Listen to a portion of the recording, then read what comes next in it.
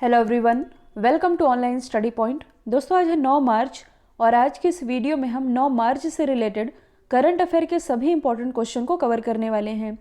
तो यदि आप लोगों को इस वीडियो की पीडीएफ चाहिए तो आप हमारे इस मोबाइल एप्लीकेशन को भी इंस्टॉल कर सकते हैं, जिसमें आप लोगों को डेली क्विज, फ्री पीडीएफ और प्रतिदिन के करंट अफेयर का ऑडियो भी मिल सकेगा।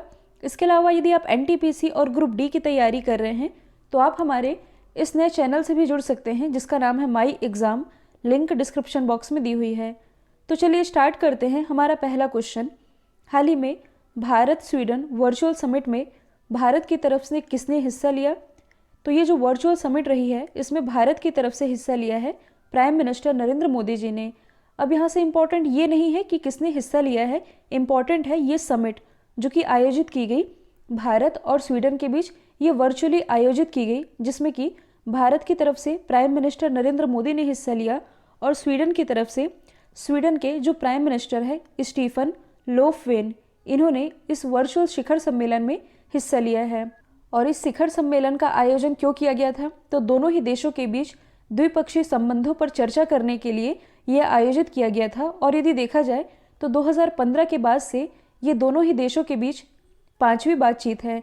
इसके अलावा ये जो बैठक रही, मतलब कि इस समिट की खास बात ये रही कि स्वीडन ने ISA यानी कि इंटरनेशनल सोलर अलायंस में शामिल होने का फैसला किया है और भारत ने स्वीडन के इस फैसले का स्वागत भी किया है, क्योंकि आप सभी जानते हैं ISA यानी कि इंटरनेशनल सोलर अलायंस ये भारत और फ्रांस की ही पहल थी। ये भारत की ऐसी पहली अंतर्राष्ट्रीय संधि है जिसका हेडक्वार्टर भारत में ही स्थित है, गुड़गांव हरियाणा में।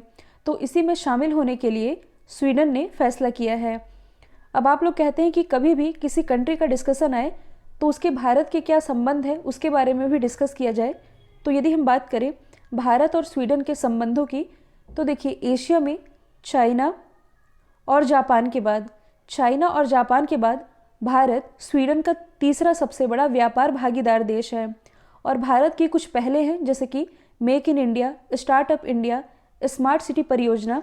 तो इन सभी कार्यक्रमों में जो स्वीडन है ये भारत का प्रमुख सहयोगी देश रहा है। इसके अलावा स्वीडन की काफ़ी सारी कंपनियां हैं जो कि भारत में काम करती हैं, और वैसे ही भारत की काफ़ी सारी कंपनियां हैं जो कि स्वीडन में काम करती हैं। और दोनों ही देशों के काफ़ी पुराने संबंध रहे हैं। तो इन्हीं दोनों देशों के बीच ये जो वर्चुअल समिट रहा जो कि आयोजित किया गया, प्राइम मिनिस्टर ने इसमें हिस्सा लिया था। अब आप मैप में देख सकते हैं स्वीडन जो कि यूरोप महाद्वीप में स्थित है। अच्छा, कल हम लोगों ने नॉर्वे के बारे में डिस्कस किया था, तो इसके आसपास के जो फैक्ट हम डिस्कस करेंगे वो आप लोगों के माइंड में होने चाहिए। हम बात कर रहे हैं स्वीडन की। इसकी कैपिटल है स्टॉकहोम, करेंसी है स्वीडिश क्रोना। अच्छा, स्वीडन से कौन बिलोंग करती हैं? एक चर्चित नाम है ग्रेटा थनबर्ग का। नाम आप लोगों ने सुना भी होगा, ग्रेटा थनबर्ग, जो कि बिलोंग करती हैं स्वीडन से। और टाइम मैगजीन के द्वारा 2019 में इन्हें पर्सन ऑफ द ईयर भी चुना गया था। आसपास की यदि आप लोकेशन देखेंगे तो ये जो आप देख रहे हैं ये है बाल्टिक सागर, और बाल्टिक सागर से लगी हुई जो 3 कंट्री हैं, इस्टोनिया, लातविया और लिथुआनिया, ये तीनों क्या कहलाती हैं? ये बाल्कन कंट्रीज़ कहलाती हैं। इसके अलावा ये जो आप देख रहे हैं ये है गल्फ ऑफ बोथनिया, फिनलैंड के नीचे ये है गल्फ ऑफ फिनलैंड। गल्फ क्या होती हैं? गल्फ जो कि 3 तरफ से थल भाग से घिरा हुआ होता है।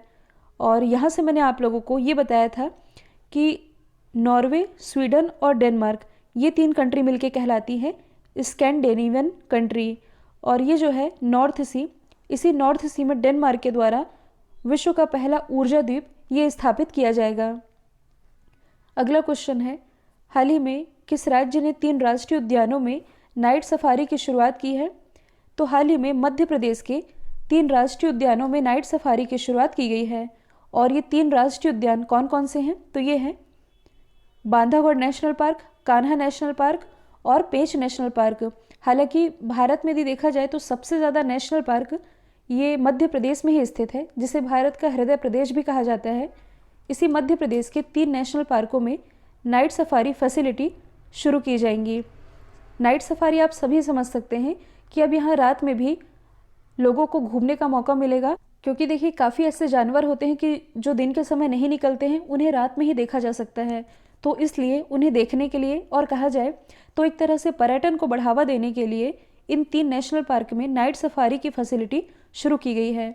अब मैं आप लोगों को इन तीनों नेशनल पार्क से रिलेटेड एक एक फैक्ट बताती हूँ। यदि हम बात करें बांधवगढ़ नेशनल पार्क की, तो यदि आप करंट से रिलेट करेंगे तो हाल ही में इसी बांधवगढ़ नेशनल पार्क में भारत के पहले हॉट एयर बैलून की फैसिलिटी शुरू की गई थी।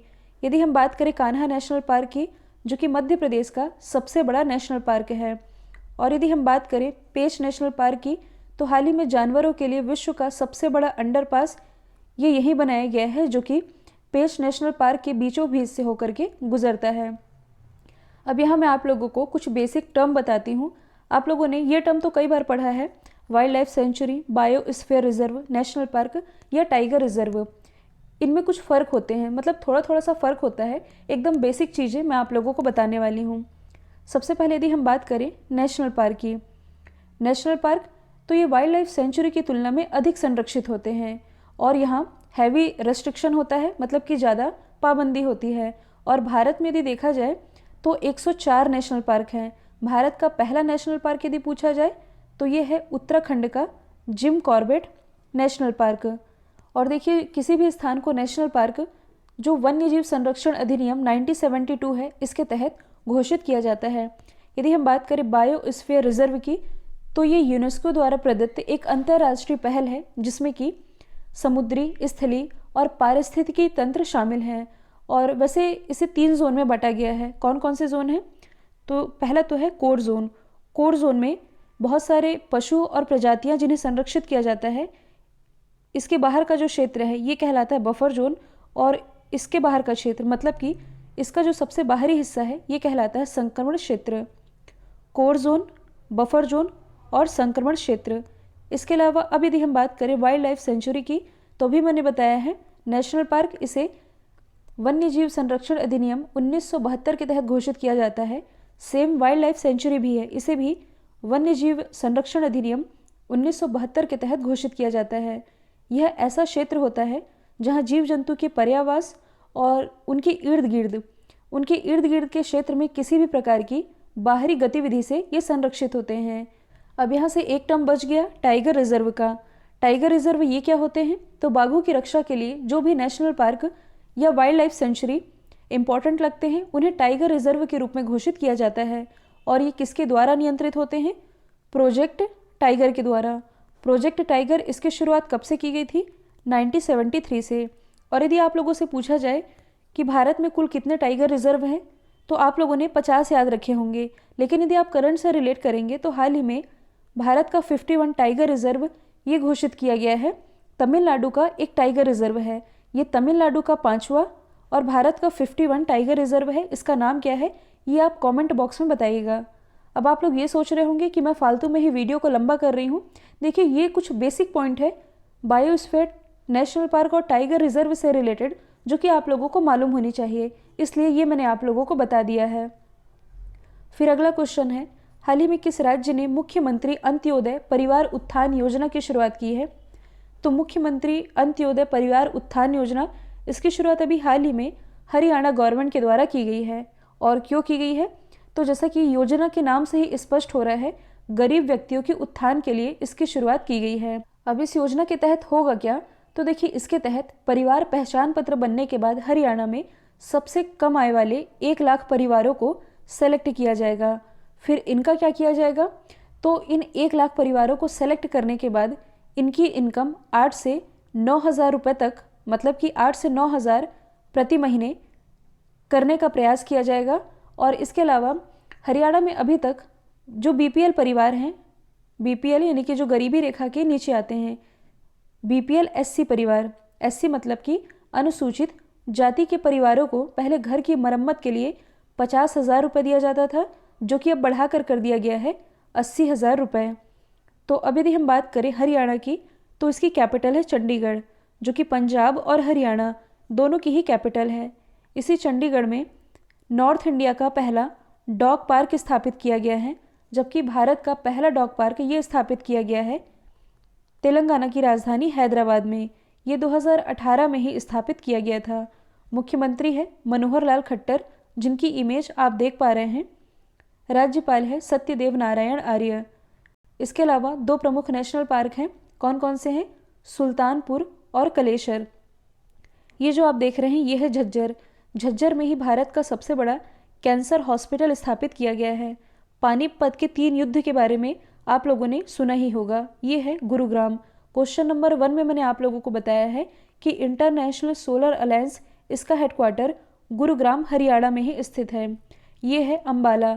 कुछ समय पहले ही अंबाला बस स्टैंड का नाम बदल करके सुषमा स्वराज बस स्टैंड किया गया है। ये है कुरुक्षेत्र। कुरुक्षेत्र जहाँ भगवान कृष्ण ने गीता का उपदेश दिया था और यहीं गीता महोत्सव इसका आयोजन किया जाता है। हाल ही में ई गवर्नेंस को बढ़ावा देने के लिए डिजिटल प्लेटफॉर्म जिसका नाम है जागृत त्रिपुरा, ये किस राज्य ने लॉन्च किया है? तो जैसा कि नाम से ही स्पष्ट हो रहा है ये लॉन्च किया गया है त्रिपुरा गवर्नमेंट के द्वारा। और क्यों लॉन्च किया गया है? राज्य के लोगों को केंद्र और राज्य सरकार की विभिन्न योजनाओं का लाभ दिलाने में मदद करने के लिए। डिजिटल प्लेटफॉर्म का नाम क्या है? जागृत त्रिपुरा। अच्छा, इस क्वेश्चन में जो टर्म लिखा हुआ है ई गवर्नेंस, इसका क्या मतलब होता है? तो ई फॉर इलेक्ट्रॉनिक। कहने का मतलब ये है कि केंद्र सरकार या राज्य सरकार की कोई भी योजनाएं हैं ये त्रिपुरा के लोगों तक डिजिटली पहुंच सके, इसके लिए ई गवर्नेंस मतलब कि इसी ई गवर्नेंस को बढ़ावा देने के लिए जागृत त्रिपुरा नाम के डिजिटल प्लेटफॉर्म को लॉन्च किया गया है त्रिपुरा गवर्नमेंट के द्वारा। त्रिपुरा जो कि पूर्वोत्तर का एक राज्य है, इसकी कैपिटल है अगरतला, मुख्यमंत्री है विप्लव कुमार देव, राज्यपाल है रमेश बैस।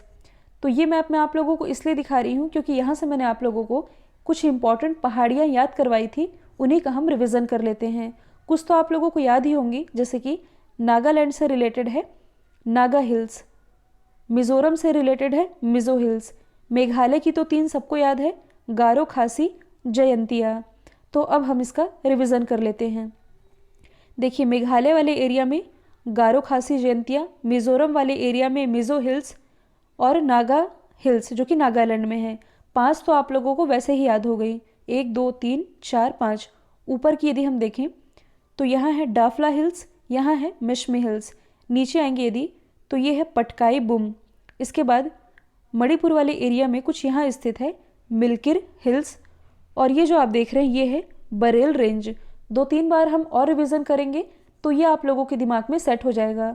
और मैं आप लोगों को ऐसे इसलिए दिखा रही हूँ क्योंकि कई बार एग्जाम में जब पूर्वोत्तर राज्य की पहाड़ियों के बारे में पूछा जाता है तो 4-5 पहाड़ियों के नाम लिख दिए जाते हैं और कहा जाता है कि उत्तर से दक्षिण क्रम में इन्हें व्यवस्थित कीजिए, इसलिए मैं आप लोगों को विथ मैप समझा रही हूँ।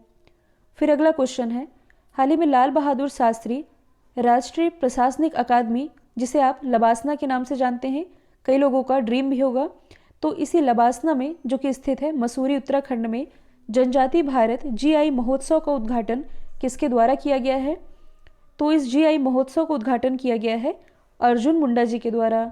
अर्जुन मुंडा जो कि जनजातीय मामलों के मंत्री हैं, और इन्हीं अर्जुन मुंडा को कुछ समय पहले ही स्कॉच चैलेंजर अवार्ड इससे भी सम्मानित किया गया था। अच्छा, ये जीआई महोत्सव ये है क्या? तो आप लोगों ने कई बार सुना होगा कि किसी राज्य के या किसी क्षेत्र के किसी प्रोडक्ट को जीआई टैग मिला, तो उन्हीं जीआई टैग के मतलब कि उन प्रोडक्ट्स की ये एक तरह की प्रदर्शनी है जिसमें कि हर तरह के प्रोडक्ट को शामिल किया गया है, और इस प्रदर्शनी में विभिन्न प्रकार के जीआई प्रोडक्ट को शामिल किया गया है। मतलब कि ऐसे प्रोडक्ट जिन्हें जीआई टैग ऑलरेडी मिल चुका है उन्हें यहाँ शो किया गया है। और क्यों किया गया है? उन प्रोडक्ट्स के प्रति जागरूकता बढ़ाने के लिए, उनके महत्व को समझाने के लिए। और ये जो मतलब कि मसूरी में तो आईएएस ऑफिसर इनकी ट्रेनिंग होती है, तो इनकी नियुक्ति जिन क्षेत्रों में होगी तो उन क्षेत्रों में किसी भी प्रोडक्ट को मान लीजिए जीआई टैग प्राप्त है तो उस प्रोडक्ट के हितों की रक्षा करने वाली नीतियों का निर्माण किया जा सके, इसके लिए इस जीआई महोत्सव का उद्घाटन किया अर्जुन मुंडा ने। तो चलिए अब हम यहाँ से कुछ इंपॉर्टेंट जीआई प्रोडक्ट याद कर ही लेते हैं। ओडिशा की यदि हम बात करें तो ओडिशा से क्या रिलेटेड है? कंधमाल हल्दी। यदि हम बात करें तमिलनाडु की तो तमिलनाडु से रिलेटेड है पंचतीर्थम प्रसाद, कडांगी साड़ी और डिंडीकुला ताला। महाराष्ट्र से क्या रिलेटेड है? अल्फांसो आम। महाराष्ट्र और कर्नाटक इन दोनों ने 2018 में संयुक्त रूप से एक प्रोडक्ट को जीआई टैग दिया था जिसका नाम है कोल्हापुर की चप्पल। कर्नाटक की यदि हम बात करें तो कुर्ग अरेबिका कॉफ़ी, ये रिलेटेड है कर्नाटक से। और क्या याद आ रहा है आप लोगों को? तो मध्य प्रदेश से रिलेटेड है एक मुर्गा जिसका नाम है कड़कनाथ मुर्गा। यदि हम बात करें केरल की तो केरल से एक गुड़ रिलेटेड है जिसका नाम है मयूर गुड़। अगला क्वेश्चन है, न्यूयॉर्क फेडरल रिजर्व बैंक के उपाध्यक्ष के रूप में किसे नियुक्त किया गया है? तो ये भी हाल ही में नियुक्त की गई हैं भारतीय मूल की नौरीन हसन, जिनकी इमेज आप देख सकते हैं। यही बनाई गई हैं न्यूयॉर्क फेडरल रिजर्व बैंक की उपाध्यक्ष। इस बैंक की यदि हम बात करें तो इसकी स्थापना 23 दिसंबर 1913 में की गई थी। हेडक्वार्टर स्थित है न्यूयॉर्क यूएसए में और इसके अध्यक्ष हैं जेरोम पॉवेल, सीईओ हैं जॉन सी विलियम्स। अब यदि हम अदर ऑप्शन को डिस्कस करें, मतलब कि उन नामों को डिस्कस करें जो कि भारतीय मूल के हैं और उनकी नियुक्ति अंतर्राष्ट्रीय बैंकों में की गई है। यदि हम बात करें भारतीय मूल की गीता गोपीनाथ की, तो ये आईएमएफ यानी कि इंटरनेशनल मॉनेटरी फंड इसकी चीफ इकोनॉमिस्ट हैं। यदि हम बात करें अंशुला कांत की, अंशुला कांत जो कि पहले एसबीआई की एमडी थी, इनकी नियुक्ति वर्ल्ड बैंक में सीएफओ यानी कि चीफ फाइनेंशियल ऑफिसर के रूप में की गई है। जबकि कुछ समय पहले ही अशोक लवासा जो कि हमारे चुनाव आयुक्त थे, इनकी नियुक्ति एडीबी यानी कि एशियन डेवलपमेंट बैंक इसके उपाध्यक्ष के रूप में की गई है। और इसके अध्यक्ष कौन है? मात्सुगु अस्कावा उपाध्यक्ष बनाए गए हैं अशोक लवासा। आईएमएफ और वर्ल्ड बैंक दोनों का ही हेडक्वार्टर स्थित है वॉशिंगटन डीसी में। एडीबी का हेडक्वार्टर स्थित है मनीला, फिलीपींस में। हाल ही में 69 सीनियर नेशनल वॉलीबॉल चैंपियनशिप का उद्घाटन कहाँ किया गया है? तो इसका उद्घाटन अभी हाल ही में किया गया है ओडिशा में। और इस प्रतियोगिता में महिला और पुरुष ये दोनों ही पार्टिसिपेट करने वाले हैं। और इस प्रतियोगिता का आयोजन किसके द्वारा करवाया जा रहा है? वॉलीबॉल फेडरेशन ऑफ इंडिया के द्वारा। और इस प्रतियोगिता में 28 राज्यों और 8 केंद्र शासित प्रदेशों के लगभग 1200 वॉलीबॉल प्लेयर ये पार्टिसिपेट करने वाले हैं। और इसी का जो उद्घाटन है ये किया गया है ओडिशा। तो आप मैप में देख सकते हैं ओडिशा की लोकेशन, ओडिशा जिसकी सीमा छत्तीसगढ़, आंध्र प्रदेश, झारखंड और पश्चिम बंगाल से लग रही है। इसकी राजधानी भुवनेश्वर। आईएसओ सर्टिफिकेट प्राप्त करने वाला ये भारत का पहला शहर है। मुख्यमंत्री है नवीन पटनायक, जिन्हें अभी हाल ही में पेटा इंडिया के द्वारा हीरो टू एनिमल अवार्ड से नवाजा गया था। राज्यपाल है गणेशी लाल। इसी भुवनेश्वर में भारत का पहला फायर पार्क स्थापित किया गया है। भुवनेश्वर में स्थित है कलिंगा स्टेडियम और प्रसिद्ध लिंगराज मंदिर। इसके अलावा ओडिशा के आसपास की यदि आप लोकेशन देखेंगे तो ये है संबलपुर। संबलपुर के पास ही स्थित है हीराकुंड बांध, जो कि महानदी पर बनाया गया है। इसके अलावा यहाँ के 2 प्रसिद्ध नेशनल पार्क है, सिमलीपाल नेशनल पार्क जो कि अभी हाल ही में आग लगने की घटना के कारण चर्चे में आया। दूसरा है भीतरकनिका नेशनल पार्क जो कि सफ़ेद मगरमच्छों के कारण चर्चे में रहा है। कुछ समय पहले ही ओडिशा की कंधमाल हल्दी, इसे भी जीआई टैग दिया गया था। ओडिशा में स्थित है कटक और इसी कटक में नेताजी सुभाष चंद्र बोस बस टर्मिनल की आधारशिला भी रखी गई है। अगला क्वेश्चन है, हाल ही में सबसे लंबे समय तक वनडे खेलने वाली दूसरी क्रिकेटर ये कौन बनी है? तो सबसे लंबे समय तक वनडे खेलने वाली ये जो दूसरी क्रिकेटर है ये बन गई है मिताली राज, जिनकी इमेज आप देख सकते हैं। मिताली राज जो कि बिलोंग करती हैं राजस्थान से। यदि हम बात करें मिताली राज की, तो इन्होंने 21 साल 54 दिन यानी कि 54 डेज तक वनडे खेला है। और ये तो हैं, मतलब कि ये तो दूसरी क्रिकेटर बनी है। पहले स्थान पर हैं सचिन तेंदुलकर, जिन्होंने 22 साल और 91 दिन यानी कि 91 डेज तक वनडे खेला। तो पहले हैं सचिन तेंदुलकर, दूसरी बन गई हैं मिताली राज। और जो मिताली राज है, इनके नाम पर मतलब कि दुनिया में सबसे ज़्यादा वनडे इन्होंने ही खेला है। 210 वनडे खेलने का रिकॉर्ड इनके नाम है। और वनडे में सबसे ज़्यादा रन बनाने वाली महिला ये भी मिताली राज ही हैं। अगला क्वेश्चन, हाल ही में भारत सरकार ने किस वर्ष तक सभी कारों के लिए एयरबैग अनिवार्य कर दिया है? थोड़ा सा क्वेश्चन में मिस्टेक है, ये होगा कि भारत सरकार ने किस वर्ष से सभी कारों के लिए एयरबैग अनिवार्य किया है। तो ये अभी हाल ही में अगले महीने से लागू किया जाएगा, मतलब कि 1 अप्रैल 2021 से सभी कारों के लिए एयरबैग अनिवार्य कर दिया गया है। सरकार के अनुसार अब हर कारों में डुअल फ्रंट एयरबैग ये अनिवार्य होना चाहिए। मतलब कि अब जो कार निर्माता कंपनी है उन्हें अब कारों में डुअल फ्रंट एयरबैग बतौर स्टैंडर्ड देना होगा। अब ये है क्या? Dual front airbag. तो ये आप देख सकते हैं कुछ इस तरह से होता है ये एयरबैग। डुअल कहने का मतलब है कि ड्राइवर और उसके बगल वाली जो सीट है इसमें इस डुअल फ्रंट एयरबैग इसे ही अनिवार्य किया गया है। और ये अनिवार्य किया क्यों गया है? तो देखिए, एक्सीडेंट के समय अधिकतर क्या होता है कि एक्सीडेंट के समय ज़्यादातर जो मौतें हैं ये कब होती है? जब ड्राइवर का सर कार के डैशबोर्ड से या स्टीयरिंग से टकरा जाता है, जिसके कारण सर में चोट लगने की वजह से उसकी मृत्यु हो जाती है। तो उसी से सुरक्षा प्रदान करेंगे ये एयरबैग जो कि कॉटन के बने होते हैं, और इस एयरबैग के अंदर सोडियम एजॉइड गैस भरी होती है। और ये काम कैसे करता है? तो कार के बम्पर पर एक सेंसर लगा होता है, और जैसे ही कार किसी चीज़ से टकराती है तो सेंसर से करंट एयरबैग सिस्टम तक पहुंचता है, और एयरबैग के अंदर सोडियम एजॉइड गैस जो कि भरी होती है, करंट मिलते ही यह गैस बनकर गुब्बारे की तरह फूल जाती है, जो कि आप इमेज में देख पा रहे हैं। और इस एयरबैग को खुलने के लिए 1 सेकेंड से भी कम का समय लगता है, जिससे कि यात्री की जान बच जाती है।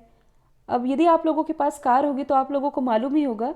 साथ ही आप ये भी याद रखेंगे कि ये जब एयरबैग खुल जाता है तब इसे अंदर करवाने में, इसके अंदर करवाने का खर्चा 1 से 1.5 लाख रुपए तक बनता है।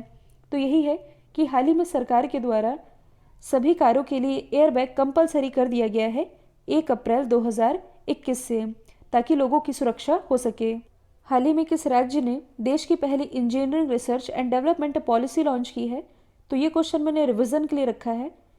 ये भी हाल ही में लॉन्च की गई है कर्नाटक गवर्नमेंट के द्वारा, और ऐसा करने वाला मतलब कि ये पॉलिसी लागू करने वाला ये पहला राज्य भी बन गया है, जिसके तहत राज्य के अंदर अगले 5 साल में इंजीनियरिंग रिसर्च एंड डेवलपमेंट को बढ़ावा देने के लिए क्या काम किया जाएगा, मतलब कि किस तरह इंजीनियरिंग रिसर्च एंड डेवलपमेंट को बढ़ावा दिया जा सकता है, इस पर विचार किया जाएगा। इसके अलावा मैंने आप लोगों को हालांकि बताया ही है, इससे राज्य में 50,000 नए जॉब, इसकी अपॉर्चुनिटी मिलेगी, स्किल डेवलपमेंट इसको बढ़ावा मिलेगा। इसके साथ ही राज्य में इन्वेस्टमेंट को भी बढ़ावा मिलेगा। इसी पर्पज़ से ये पॉलिसी लॉन्च की गई है कर्नाटक गवर्नमेंट के द्वारा। अब इस क्वेश्चन में बात की जा रही है पॉलिसी लॉन्च करने की, तो कर्नाटक जिसने की पहली engineering research and development policy launch की है, उसी तरह तमिलनाडु के द्वारा कौन सी पॉलिसी लॉन्च की गई है? Artificial intelligence policy, blockchain policy, blockchain और साइबर सिक्योरिटी, मतलब कि आर्टिफिशियल इंटेलिजेंस, ब्लॉकचेन और साइबर सिक्योरिटी पॉलिसी लागू करने वाला पहला राज्य बना है तमिलनाडु। राजस्थान जो कि बायोफ्यूल पॉलिसी लागू करने वाला पहला राज्य है। मेघालय जो कि वाटर पॉलिसी लागू करने वाला पहला राज्य है, यानी कि जल नीति लागू करने वाला। कल जो मैंने आप लोगों से सवाल पूछा था, इसका राइट आंसर था ऑस्ट्रेलिया। अब आप लोगों के लिए आज का सवाल है, हाल ही में किसने अपना शिक्षा बोर्ड बनाने की मंजूरी दी है? तो इसका जो भी आंसर है कमेंट बॉक्स में बताइएगा। वीडियो यदि पसंद आया है तो लाइक कीजिए, शेयर कीजिए और चैनल को सब्सक्राइब करना बिल्कुल मत भूलिएगा। तो आज के लिए इतना ही। Thank you so much.